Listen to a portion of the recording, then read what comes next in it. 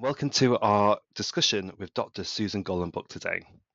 Susan is a distinguished psychologist whose career has defined by relentless pursuit for understanding and advocating for families outside the traditional norms.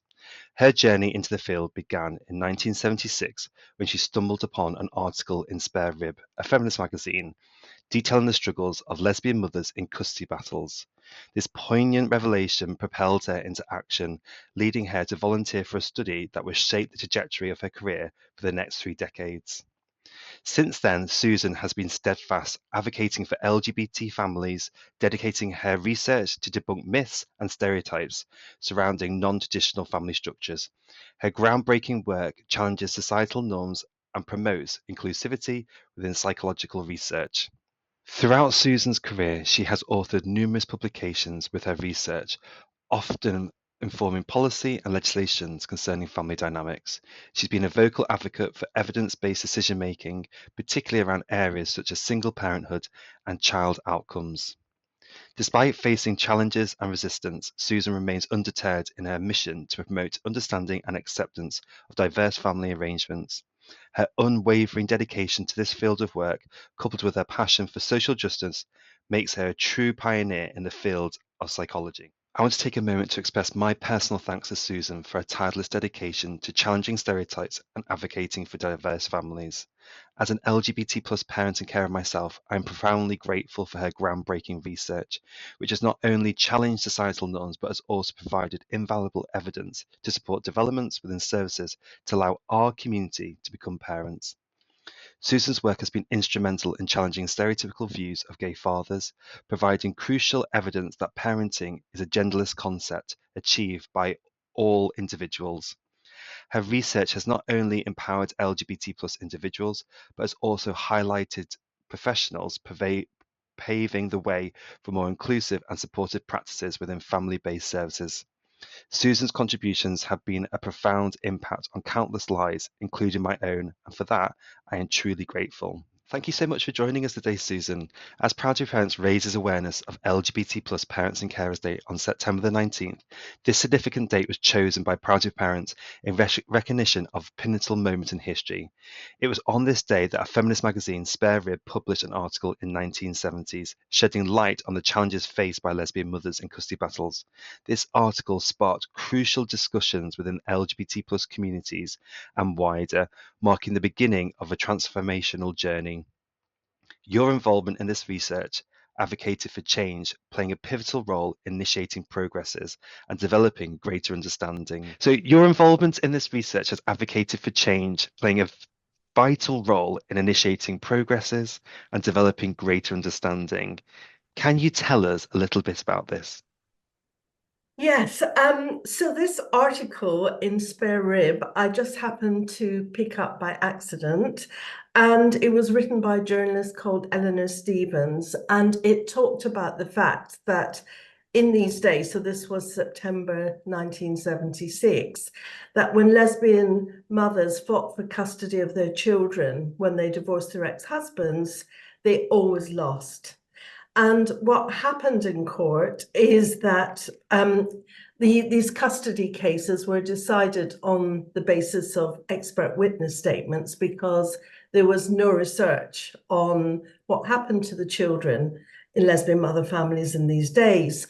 And often on the father's side would be somebody from often quite a psychoanalytic theoretical background who would argue that the children would grow up to have psychological problems, they would be confused about their identity, and that as they grew up, they would have difficulties in forming intimate relationships and all kinds of negative predictions about the outcomes for children if they remained with their lesbian mothers. On the mother's side, the mother's expert would generally argue that what mattered most for children's psychological well-being was the quality of relationships in the family, and that's what made a difference. So if the mother had a good relationship with her child, then there was no reason to force that mother to hand her child over. But in the absence of any empirical evidence on what actually happened to children in lesbian mother families, judges awarded custody to the father in preference to the mother because by the time this got to court, the father was often in a new heterosexual relationship, so was offering a traditional family. Mm. And so therefore that influenced the judge's decision. So in this article, one of the mothers who'd lost custody of her child, who was interviewed in the article, said that it would be really helpful to have some research on the children because then it wouldn't be so easy for decisions to be based just on arguments based on different theoretical perspectives. So a group called Action for Lesbian Parents, actually based in Cambridge, although I wasn't at that time, put out a call for someone to volunteer to carry out an objective study of the children. So when I read this article, I was really interested in it, in the whole issue, partly because I was interested in the women's movement, and it seemed to me that it was unjust to remove children from their mothers without any evidence that the children would be in any way harmed by remaining with the mother. So, this was assumption and prejudice rather than anything else. And also at the time, I was a young master's student taking a master's degree in child development at London University. And I was looking around for a topic for my master's dissertation. And so it seemed to me that, this would be a really great study because it was about child development. It was something that hadn't been studied before and something that actually made a difference to children's and parents' lives. So I was only 21 at the time. I was very young and I'm quite shy in these days. And I couldn't, it took me a while to pluck up the courage, but in the end I did. And I phoned the person who was in charge of Action for Lesbian Parents, because in these days, of course, we didn't have any other way of communicating. So it was a phone call, which was a bit scarier than sending an email, which you can do today. And so then I was invited up to meet the group Action for Lesbian Parents in Cambridge. And so I turned up and I met several of the women and their children who were involved in this group. And they asked me all kinds of questions. It was quite intense. They were concerned that whoever was going to do this work would be truly objective. Anyway, in the end, they must have decided that, they could place their confidence in me, and they sort of gave me the go-ahead, which meant that they helped me find lesbian mother families to take part in the research. So that's really how it all began. And then, So it was just a really small master's project. But of course, the issue, well, we'll talk about this in a second, so you can edit this bit out. thanks for that. That's wonderful how you've just gone straight into like, how it was and why you got involved. So thank you for that. Um, so what was the landscape like then? Because obviously your master's research that you did, was really pinnacle and, life changing for some of those families. But how was that received back then? Well, it's really hard to imagine now how things were back then. So nobody, I mean, when I say nobody, I mean the general public had no idea that lesbian mothers even existed. So the custody cases were really happening below the radar. Because then, although, it was the mid-70s, there was a rise in divorce, a rise in single parent families, but really nobody had any idea about lesbian mother families. At least, the huge majority of the population had no idea. But that all changed in 1978 when a London evening newspaper published an article exposing a Harley Street doctor who was offering donor insemination to lesbian women who wanted to have children. And when that was published, it caused huge furore. throughout the country, and questions were asked in the House of Commons, questions were asked in the House of Lords. I have still newspaper cuttings with headlines such as "Ban these babies." So, there was huge outrage, huge antagonism towards the idea of lesbian mothers raising children. So the landscape was really very different.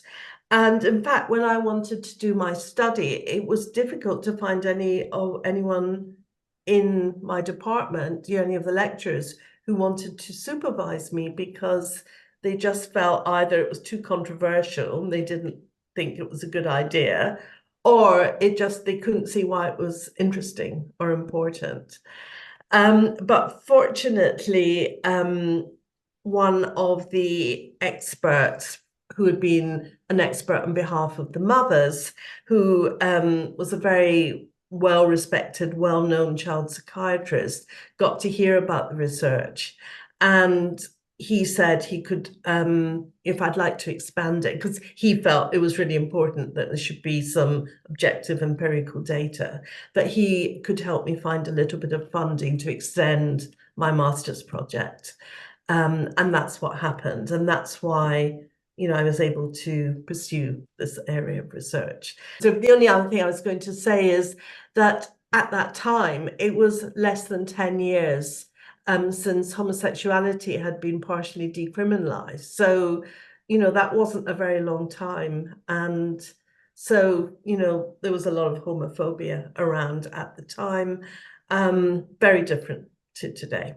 Yeah, and it's always one of those people that step forward, like that lecturer that helped and supported you, that make those significant differences as you have for so many families. And I suppose it would be great to know do you know what happened to those families in those original cases that you was working on? So I don't really. So the families who were going to court weren't necessarily the families who took part in my Mm, research, because, many of them were very worried that doing anything that might jeopardize the custody case, they just, had to steer clear of. So generally, the families in my research were lesbian women or lesbian couples who were raising children, but who weren't at the time actively going through a custody case. And many of them said to me that actually they didn't want to risk doing that because, the chances are they would lose their children. So in terms of the cases at the time, the mothers did lose custody of their children. And this was often very sudden, the custody case, and then they had to hand over their children. I mean, it was devastating. And this wasn't just in the UK, it was happening in the US as well. And some really dreadful cases happening, up through the 80s into the 1990s, some of them. mm. How do you think things have changed since then?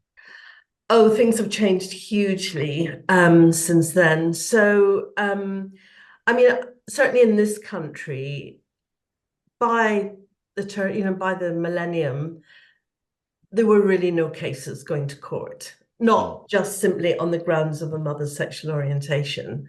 I mean, sometimes in a more complicated case, it might be brought up, but the cases were no longer being lost by lesbian mothers purely on the basis of their sexual orientation. And then in the 1980s, then clinics that were offering donor insemination to lesbian women, lesbian couples, they began to appear in the US, also here. And so it was really more of a gradual process. And it was a bit like one step forward, two steps back, because of course, in 1998, we had the infamous Margaret Thatcher Section 28, where families with lesbian mothers or gay fathers, although there weren't many and in these days, were described as pretend families. And also, schools were not allowed to talk about same-sex parent families. So this was a very difficult time for lesbian mother families. But then things began to get better. So, as we got into the new millennium, then things did change. So, of course, we had marriage equality here and in other countries, but also other legislation that really focused more on children. So, for example, the Human Fertilization Embryology Act, the first version of that, the 1990 Act, required fertility clinics to consider the child's need for a father.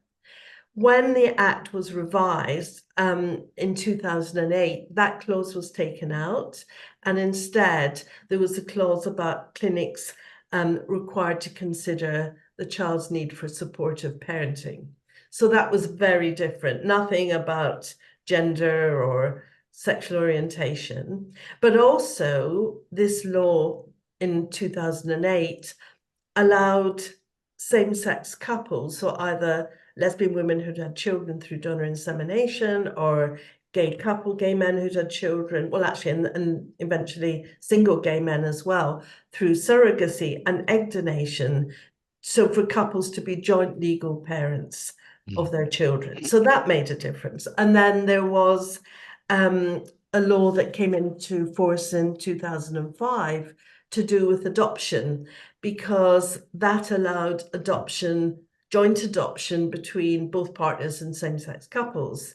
So before that, that wasn't possible. It didn't mean that, say, a lesbian woman couldn't adopt, but she had to do it as a single person. But in 2005, not only did it allow lesbian couples to adopt jointly, but also gay men to adopt jointly. And it was really at that point that more gay men began to become parents. Of course, there have always been gay men. I don't need to tell you that who've been parents, but to actually, raise children together, both, with the legal parenthood of their child or children. Mm. So, there has been changes in legislation over the years that has made a big difference.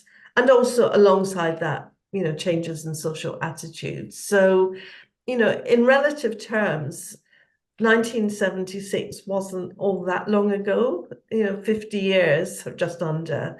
And I think we have seen huge changes, which has been great. But of course, at the moment, things are getting potentially more difficult again. So, things were looking very good, and then now there's more anxiety about what might happen, after various elections and so on. Yeah, most definitely. And I just wanted to get a feel of like, how do you feel your research has helped to support these changes that we've seen over the last, as you said, nearly 50 Yeah. years? Yes. Well, I mean, we've only played a very small, and when I say, it's not just me. I've had this amazing team of researchers who I've worked with over the years. So, I they really deserve more credit than I do.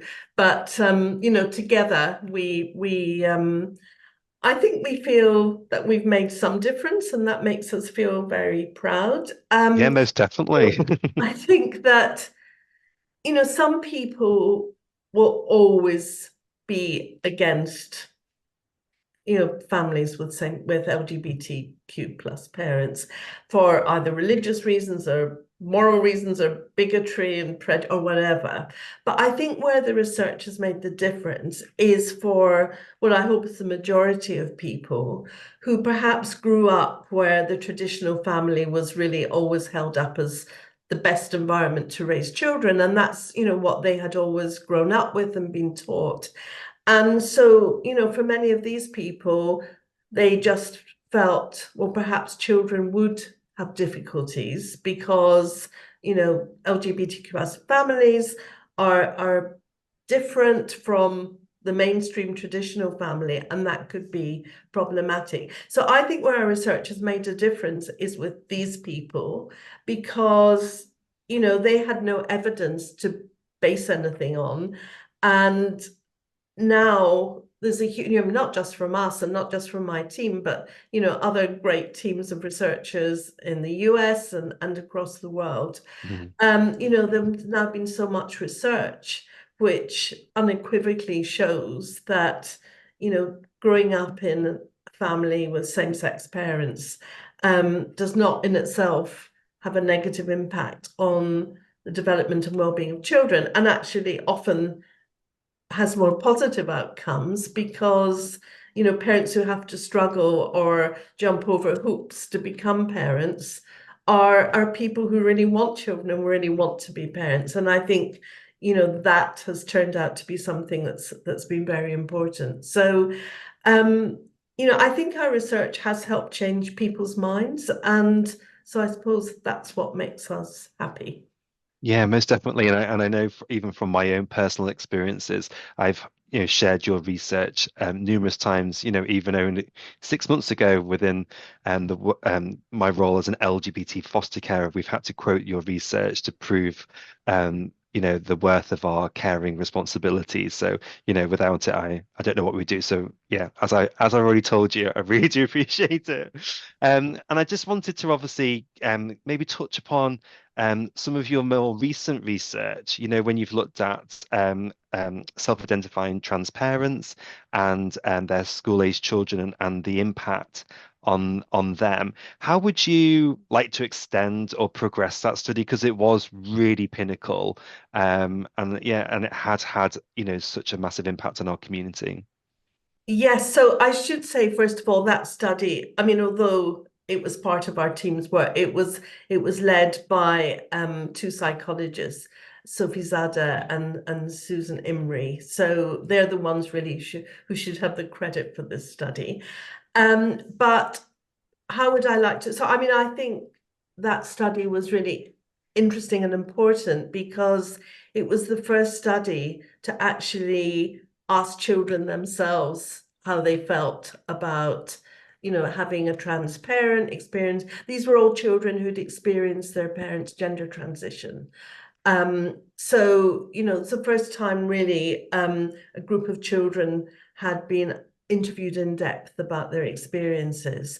And the findings showed that, for children, these were their parents. Sometimes things had been a bit rocky, but looking back, they generally had seen that the parent who transitioned was so much happier. And really the findings overall were the same as the findings from all our other studies of new family form, showing that what really matters is the quality of relationships in the family, rather than a parent's sexual orientation or gender or the number of parents or gender identity and all of these things. Mm, That it was really how parents communicated about these things, the quality of their relationship with their child and so on. So I would love it if somebody, in would follow up the families, because it would be interesting to see, as these children grow older, to hear their reflections on what happened in their family growing up. And, but the problem that they said they had, and it completely paralleled the children we speak to with same-sex parents, is that it's not within the family that they have problems, but it's how they're treated by the outside world. mm, And certainly some of the children with trans parents did experience, quite a lot of transphobia, particularly if they were out with their parent. And that was what caused them the problem, rather than anything else. So I think it would be nice to, a lot of our research is longitudinal, which means, we keep going back and seeing the families as the children grow up. And some of our studies, have gone from early childhood right up to adulthood. And to me, these are the most interesting because, it's fascinating to see how the children develop over time and, how the family relationships develop and also how they think about their family as they grow older. And also things that, with longitudinal research, you can look at events that happen and then how they impact later Mm. development. So I think it would be great to go back and follow up these families. And I think it's a really interesting point that you raised that actually it's not within the family that the problems exist. It's like the societal impacts on families. And I think that's, it's really great to hear that, I suppose, because that's what we know and that's what we feel. Yes, and one of my favorite studies is actually a study we did with Stonewall quite a few years ago now about the school experience of children with same-sex parents. Mm. And what I liked about this study, so these were children talking, from age 4 right up to age 18. And they talked about some of the difficulties they faced at school. But what I really liked about that study is the children themselves came up with a set of 10 recommendations about how schools could do things better. And then Stonewall published a report on it, but also they turned the findings into a resource pack for teachers that went to tens of thousands of schools throughout the country. And, I think that has really made a difference to children's experiences at school because it's helped not just educate teachers, but just make them a bit more thoughtful. And also many of them really didn't know how to deal with like homophobia in the classroom and so on. Mm. And so I think it's really empowered them in trying to tackle these issues. So one of the things that we do in our research, as well as our research being longitudinal wherever possible, we also always, where we can, we speak to the children themselves. Either through interviews or with little children in a more projective kind of way. But that's always been important to us that we include the voices of the children. We want to know what their experiences are and what they think and feel, and sometimes how things can be done better, as with how schools could do things better. Yeah, because obviously child-centered research approaches are just really vital, aren't they? Because they're the ones that are experiencing it, so why should they not have a voice in it? So it's Of brilliant. course, Thank you for that. Obviously you've combined what 3 decades of your research into a nearly book, 5, I think. called We Are Family. And I just wanted to give you a bit of an opportunity to talk about that book, because it's a really great piece that's brought everything together. Thank you. So yes, I really loved writing that book. So everything I'd written up until that point, they were either academic papers or academic books, and that's kind of how we disseminated our research. So that book was the first book I'd written for a general audience. And what I wanted to do was bring together all the research findings in one place. But also tell the stories of the families. So it's a mixture of what the research found, but also what the families experienced and how they felt about everything. So yeah, I loved doing that book. It was great fun. To write, I interviewed lots more people and also just to write in a different kind of way for a different kind of audience. Hmm. So yeah, that was it's called We Are Family, What Really Matters for Parents and Children. Yeah, that's brilliant. Thank you. And you've touched upon numerous achievements within your career, but is anything that really stands out for like your greatest achievements within your field of research? I think for me, and also for the rest of my team, is when the findings of our research are taken seriously by policymakers and legislators, and when the findings are fed into the conversations about new laws or new policies and so on, because that, I suppose that makes us feel, well, it's all worthwhile because, we're not just sitting in some ivory tower and our papers are being read by 3 other academics, but it's actually, hopefully, making a positive difference to families. And so I think that's the thing that not just me, but the whole team, we all feel most proud of when it's actually taken seriously and helps change things. Brilliant, thank you. Well, thank you, Susan, so much for taking the time today to chat with me. I really do appreciate it. It's truly been an honor to have this opportunity to talk to you about the community changes that you've made within your career.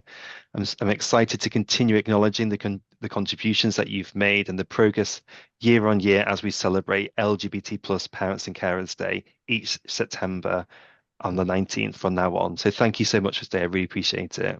Oh, thank you so much for inviting me. It's been lovely to meet you and good luck with your organization going forward. Thank you.